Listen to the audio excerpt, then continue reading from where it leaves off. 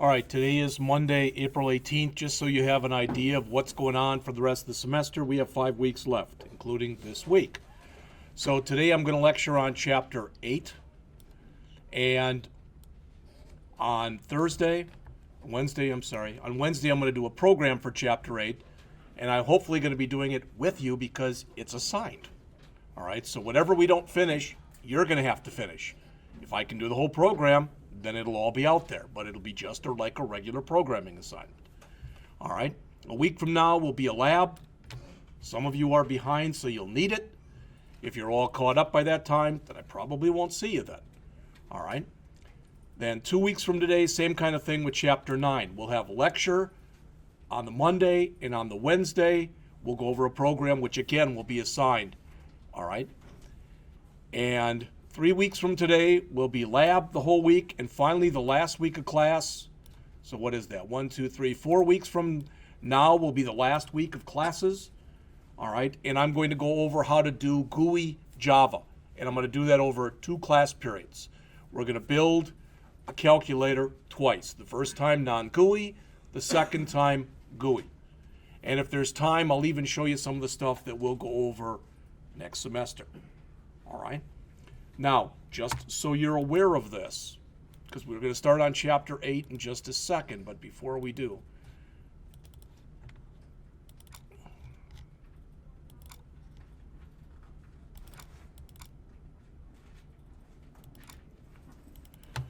all right, again, these are the homeworks that you've had so far. You know where you are. I had everything graded as of about last Thursday or something like that. All right, so you've had the first assignment, which was just those payroll ones we did as a class, and the miles per gallon. The second one, which was the BMI calculator. The third one, which was the BMI calculator with file output and the guessing game. The next one was the prime number and the rock, paper, scissors. The last one that you had, first you had the test one, I guess it was, the test scores one in the bank account. And then you were supposed to complete the array fun one that we did in class. All right.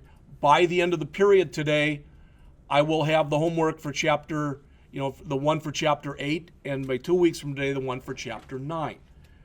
All right. And again, we will be working on that as a class. As long as you can type fairly proficiently, you should be able to keep up. All right. All right, that said, let's start on Chapter 8 so you can see where we've come. We went through Chapter 1, which is an introduction to computers, which had almost nothing about Java in it. Then we went into Chapter 2, which had Java fundamentals. From there, we went on and did Chapter 3 on decision structures. So you learned if else, and switch. Then we went into Chapter 4, which was on loops. The while loop, the for loop, and the do while loop. And we also talked about files. You've had quite a bit of stuff, quite a few program assignments where you've had to work with files. Then we went into Chapter 5 where we started to break everything up into methods. All right. From there we went on to Chapter 6, which was a first look at classes. And I'm showing you this because notice that Chapter 6 was a first look at classes, and notice what Chapter 8 is. It's a second look at classes. To me, this maybe is the second or third hardest chapter in the book because they talk about a few things in here that really, until you sit and think about them and look at the examples, may or may not make a whole heck of a lot of sense when we talk about things like copy constructors and a few other things. All right. The one we finished a couple weeks ago was we had an introduction to arrays. And again, now, as you can see, we're at a second look in classes. We're going to talk about that today. And we'll end up talking about text processing and more about wrapper classes. Actually, Chapter 9 is really simple compared to Chapter 8. All right. And then next semester, you know what we'll be going over in there. We're going to jump right in, day 1, to inheritance. All right, literally, day 1. And then we're going to get into exception handling. After that point, if you've got a program that, for example, has an input dialog and it asks for your age, and you put a string in there. Now you'll know how to handle that, and you'll have to handle that from then on. All right? Then we'll go into Chapter 12, which is beginning GUI stuff, but you'll have already had some of that. And I will tell you, you probably hate Chapter 12. I'm not giving you an assignment on it, because they tell you how to build GUI stuff, but they tell you how to build it in code as opposed to drag and drop. All right, so we will look at that, but you won't have to do that unless you want to. Then we get into Chapter 13, which is more advanced GUI stuff. All right, that's more of the stuff that we'll be talking about at the end of this semester. And every single software package that you use that allows you to work with Java does the work of using GUIs a little bit differently. Eclipse does it differently than other packages do. All right. All right. From there, we go into Chapter 14, which is on applets. Then we go into Chapter 15, which I'm probably not going to cover, GUI applications with Java, FX, and Scene Builder. I haven't even looked at it, but we'll see. All right, then Chapter 16, which is on recursion. It's a really, really short chapter. It's about 10 pages long. Chapter 17, which is on databases. All right, my goal for that class for the fall semester is to spend the first 9 weeks. You might have 3 assignments, I don't know. But I'm going to push the due dates probably fairly far off on those, because after week 9 or so, maybe it'll be week 10, whatever, I want us to get into Android then, and to build a couple Android apps as a class for the rest of that semester. So you've got an introduction to the stuff that you'll need, so that a year from now, when you're taking the Android and the iOS classes, you'll have an idea of what those are about. All right? All right. So again, I'm on page 495, a second look at classes and objects. You can see what we talk about in here. We talk about static. I told you at the beginning of the semester that when you talk about static, you can consider static to mean 1. It still does, but it's going to take on a little bit more meaning in this chapter. All right? So far, what we've done is the only thing that we've really done in here up until the last chapter. When we passed something into a method, we passed one of those 8 Java data types by and large. That's all we ever passed into a method. Remember those 8 types. There's the numeric types. So we've got int and short and long, all right, and which are the whole number types. And we've got float and double, which are types which can have a decimal place. We've got char, we've got Boolean, and I'm forgetting one. All right, but that's 7 of them right there. Oh, byte, which is another arithmetic type. But the point is, with those in Java, the only way that you can possibly pass those things in is by value. Now, I don't know where you are in Denny's class, but I wouldn't be surprised if you've at least started to broach the by value versus by reference type of thing. And if you haven't, you will be soon. All right? But when you pass something in by value, you're passing in a copy. So if you make changes to it, you're making changes to the copy only. And when you get back to what calls it, it reverts back to its original value. Well, that changes in this chapter, because when you pass an object to a method, you pass the address of the object. All right?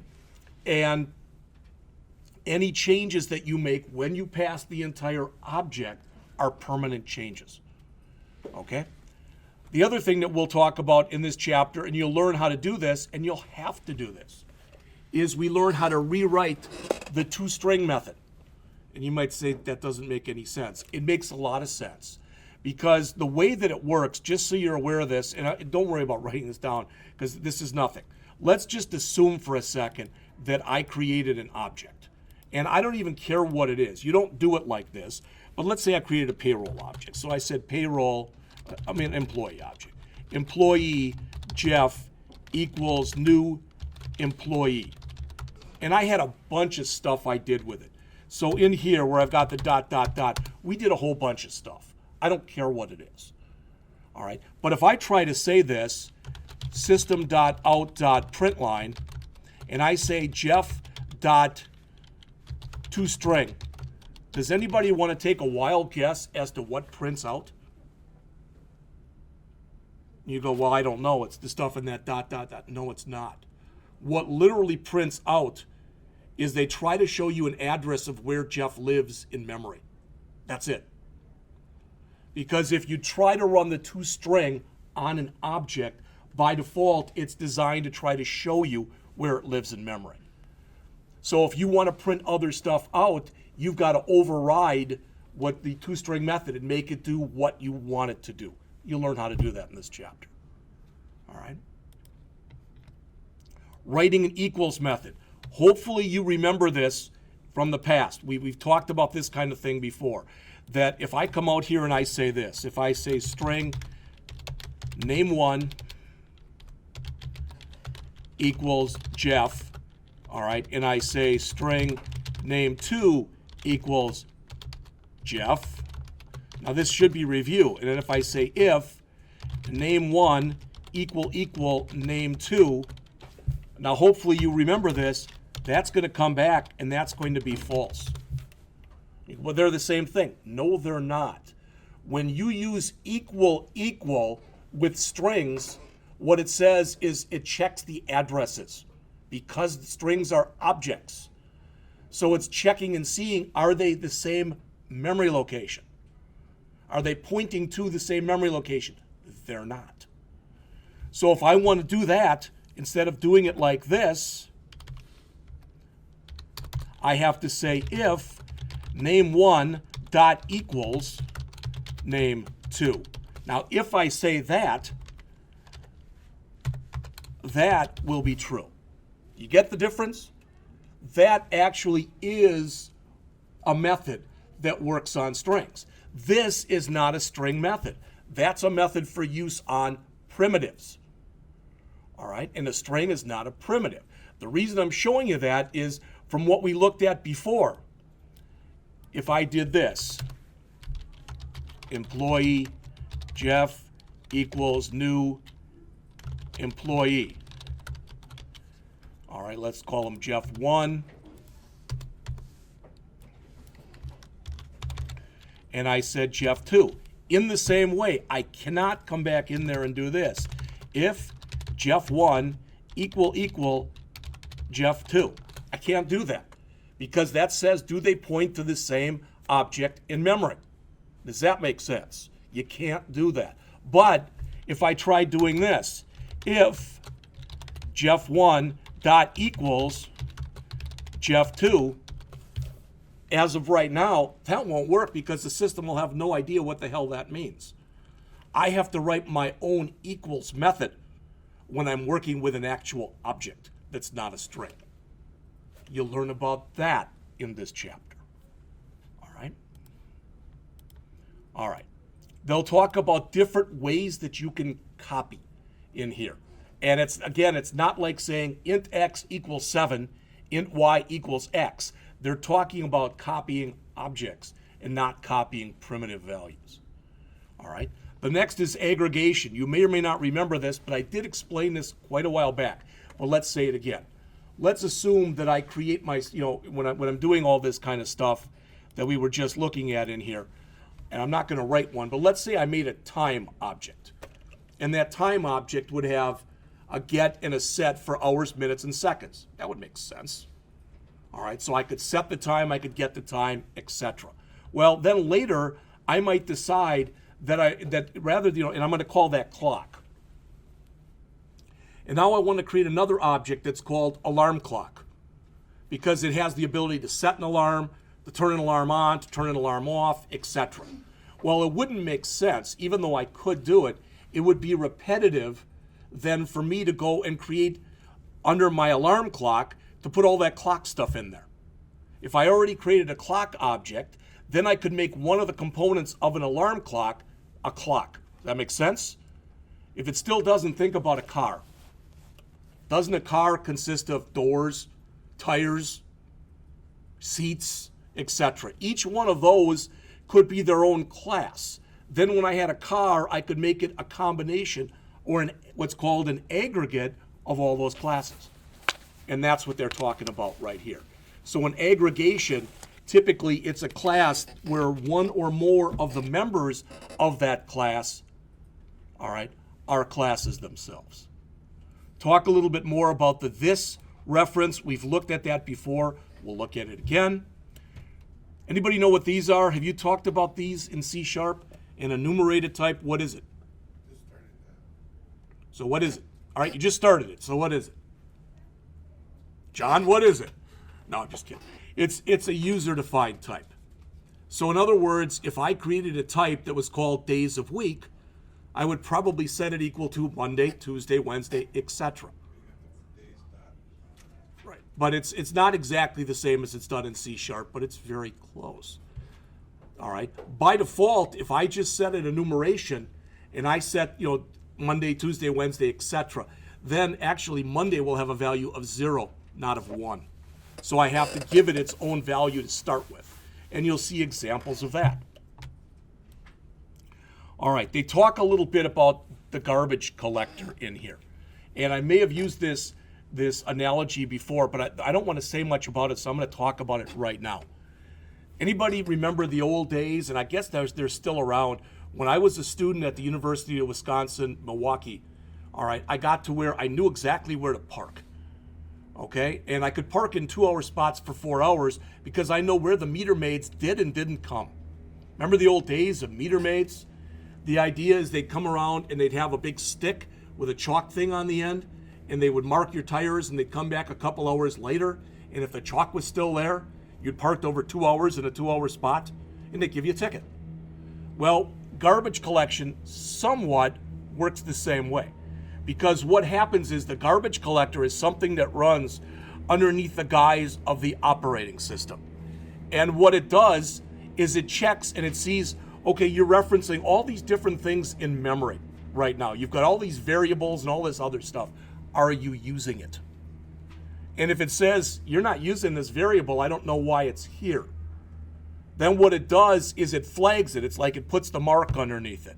And then when it comes around and it checks again, if it still isn't used, then it frees up that memory. All right, and it's called the garbage collector because that's exactly what it does. Now, one thing, I don't believe they mention this in here. I could be wrong, but I don't believe they mention this in the chapter here. But what you can do is you can literally type in this if you want in your program. Anybody want to take a wild guess as to what GC stands for? Garbage collector. All right. Now, what that does is that says, hey, operating system, when you have a few extra milliseconds, call the garbage collector. It may or may not happen because the garbage collector runs at such a low priority thread inside of the operating system that it might not even help to do that. My garbage day is Tuesday, okay? My wife's leaving today to visit her mother up near Wausau. So Jeff better remember to take the garbage cans out tonight because they come tomorrow. And if I don't remember, I can sit out there on Wednesday and yell garbage collector, but they ain't coming till the next Tuesday. All right? So we'll talk about that just a little bit. And one of the things we've talked about before, you've seen this. So if I say public class employee, something like that. All right? And then I come down into here, you may or may not remember this, but if I say public employee, anybody remember what this thing right here is called? What is this? It's got the same name as the class. What is it? You know this. Even if you don't think you do, you know this. It's a constructor. Thank you. Just like a constructor, Java has something that's called a destructor. The problem is most people don't call the destructor because you're never sure exactly when it's going to be called. So rather than calling the destructor, what most people end up doing is they create what's called a finalize method. So we'll talk about that. All right, towards the end of the chapter. Then they got a couple things here. This focus on object-oriented design class collaboration. We'll literally spend 10 seconds on that. All right, so to start with, static class members. And one thing I've mentioned to you before so I'm going to come in here and let's say, again, I'm mocking this up. This is not worth Believe me, this is not worth typing in. But let's say I came in here and I said int height, int weight, string, gender. We'll keep it just like that. So I said that every time you create a new employee, we'll have a height, we'll have a weight, and we'll have a gender. All right, so we'll come in here and we'll say height, bless you, equals H, weight equals W, gender equals G. Now that should make sense to all of you. So later on, I'm going to go and I'll create an employee like this. I'll say employee Jeff equals new employee, all right, and like say 72, 200, yeah, I wish, and male.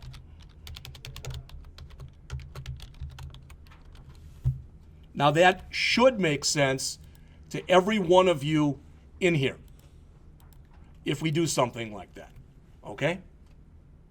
And I could make as many of these employees as I wanted to. But what if I wanted to come in here? What if I wanted to come in here and I wanted to do this? And I said int employee counter.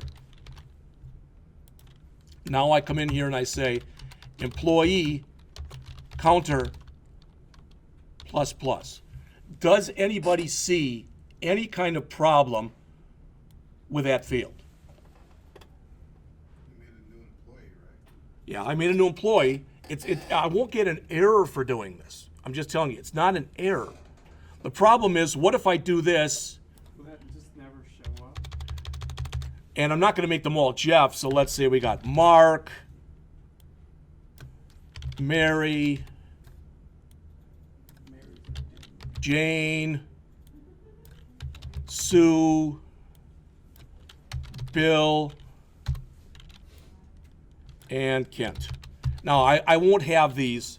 You know, I would take out all these. Okay? The problem with this is, if I do this, every single one of these will have their own height, weight, gender, and their own employee counter. Because it's creating a new one for each one of them. However, if I come in here and do this, now it's only creating one counter. So if I do it without the static in there, I'll have 8 different employee counters, each with a value of 1. If I put in static, I'll have one employee counter with a value of 1, 2, 3, 4, 5, I guess of 7. See the difference? So static means that it's one that's being shared. But it's even more than that, just so you know. You would think, okay, well, what if I want to print out the value of the employee counter when I get done? So I want to say system.out.println, and I say counter equals, I can do any one of these. I can say Jeff.employee counter, I can say Mark.employee counter, Mary.employee counter, etc. Does that make sense? Each one of them is going to give me 7. But one thing you may or may not know, I can also do this. Let me put that on a new line.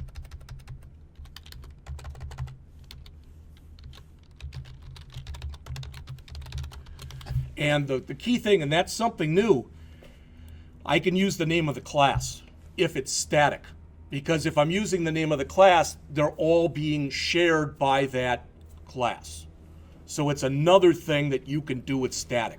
And if that confused you, they give you the examples in here. So it says a static class member, it belongs to the class, not to the objects of that class. So there's one of them that's shared. All right, so they give you a quick review, and it's very similar to what I just showed you. If you like their example better, cool. Look at their example. Now, notice this. I'm not going to disagree. The author is totally correct here. He says, note, Java automatically stores 0 in all uninitialized static variables. First of all, that's a lie, because if it's not a numeric variable, if it's a Boolean, it gives it false. And if it's a string, it gives it the empty string. All right? But what that can do is that can lead to bad habits. Because people think, well, I've got static here, I never have to do any initialization. That's baloney. In your constructor, you should always initialize whatever variables have to be initialized. All right? So he shows an example of this, and he makes this thing called instant count. So notice he creates, so he's got this program here, and it says we've got this thing called countable. Notice we've got a private static int that says instant count. And here you're going to return it. All right, then he runs the demo. And he says, notice what he uses. Object count. You could use any of them in here, and they're going to give you back 3. It doesn't matter. You can use object 1, you can use object 2, you can use object 3, or you can use the name of the class, which is not static demo, but countable. Any of those will work if it's been defined as being static. And yeah, as the author did here, what I really should have done coming down here is all of these probably should have been private. All right. All right.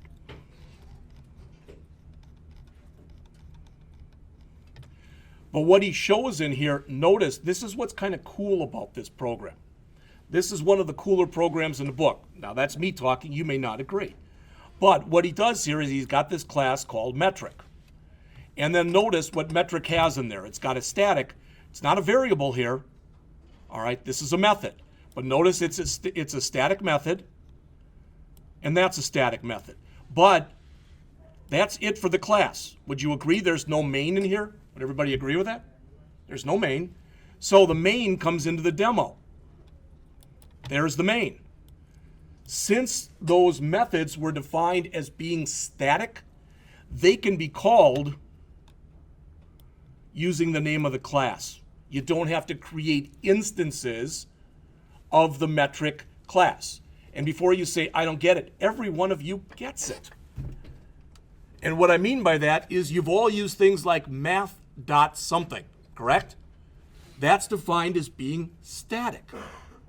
So you can call it without having to create an object of the math class. All right? But you can do that yourself. So if you want to be able to create classes where you don't want to necessarily create objects of those classes, but you want to be able to call their methods, all right, then in that class you make those methods static. All right? And that's exactly what he's talking about here. Again, if I confused you, just take a look at what's in the chapter, because the author does probably a better job than I do of explaining it. All right? All right, we've already talked about you can pass an entire object in as an argument to a method. So notice they're calling display rectangle and they're passing in box, which is what? It's an object. All right, and if you're going to do that, then when you use it in here, you have to make sure you tell it what kind of object it is and what name you're going to give it. When you pass it, again, we already mentioned this, you are actually passing the address. That's why any change you make, you're saying whatever was at that address. The example I gave you before, it's like you're passing 6004 South County Road G. You're kicking out Blackhawk and you're putting in whoever wants to move in there. It's a permanent change. The address doesn't change, but the inhabitants at that address would change. And not only can you pass an object into a method, you can return an object from a method. So notice we've got here public static bank account get account. That should look a little different from some of the stuff you've seen before. Because what that says is get account has to return an object of type bank account. And since it's static, you don't need to create an object of that type.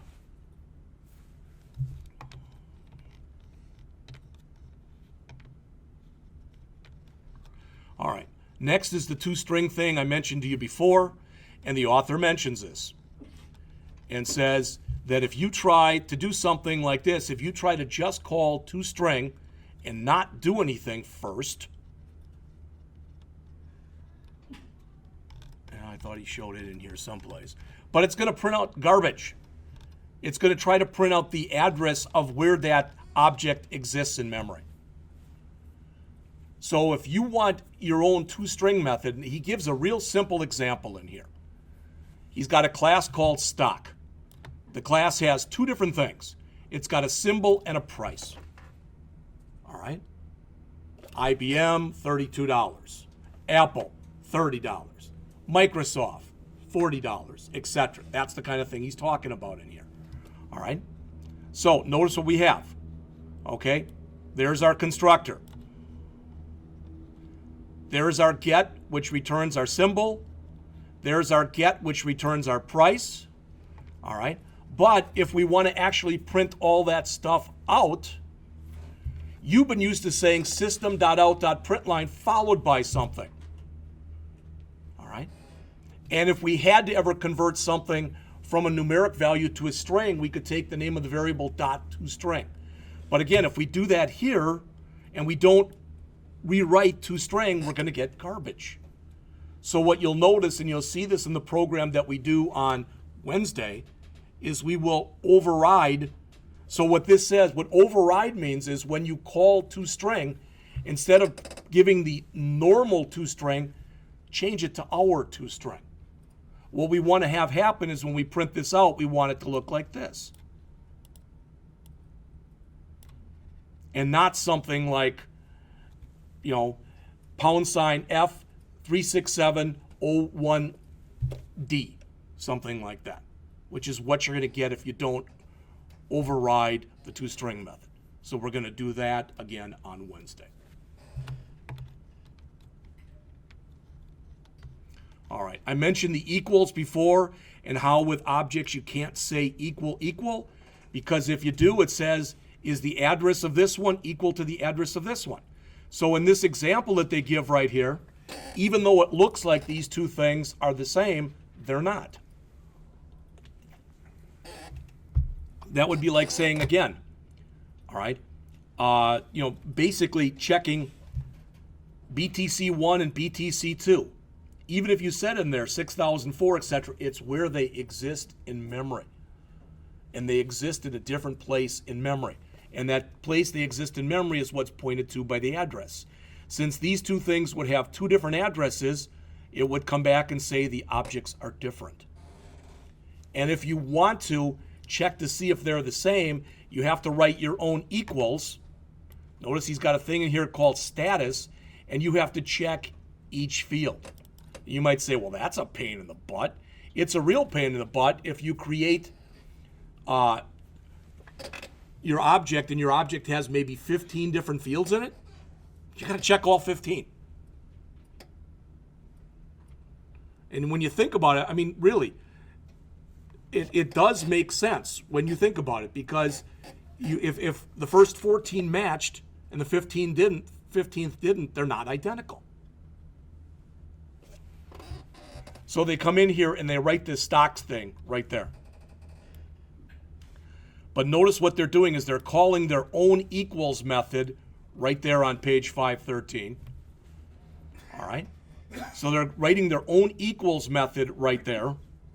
And then they're saying if they are the same, write down both objects are the same. And if they are different, write out that both are different. Okay?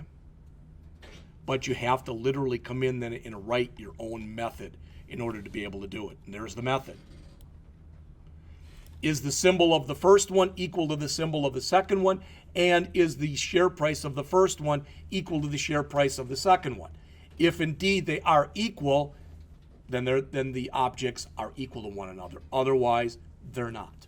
So that's going to return either true or it's going to return false.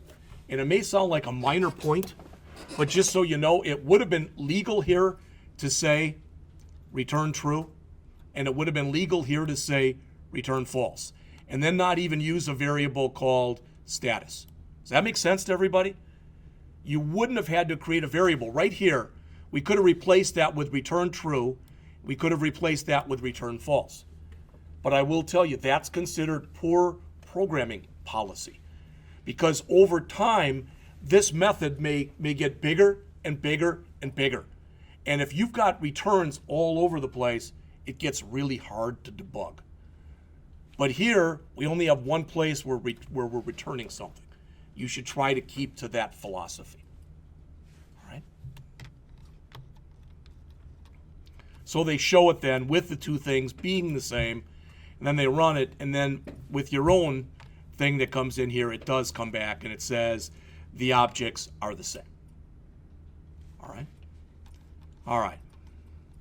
Methods that copy objects. This is just kind of tough. There's different ways that you can duplicate one object to another object. Remember, you don't do it like this. With what we see up there in blue, that doesn't make a copy. Now, company 2 is what's called an alias. All right? I'm sure that Denny has had you in the MySQL class. You know, some of you, and I know some of you told me you don't like doing it like this, but you've gotten used to aliasing table names. So if you've got a long table name and you give it an alias, you know, so if it's called, you know, vendor something or other, and you just alias it as V, you alias it so you've got less typing to do. Here, you're doing the same thing, but that's not typically what you want to do. So if you want to make a copy, you don't do it like this. All right, because it's called a reference copy. Because as it says on the bottom of the page here, only the object's address is copied, not the actual object itself. If you want to copy the object itself, you must create a new object, as it says, and then set its fields to the same values as the one being copied. You saw some of this in the last chapter when we talked about arrays. And if you create an array called grades, and I put 25 grades in there, and I call it grades, I can't just say grades 2 equal grades 1. Instead, I've got to put a loop in there and copy them over, all right, value by value. Same kind of way in here.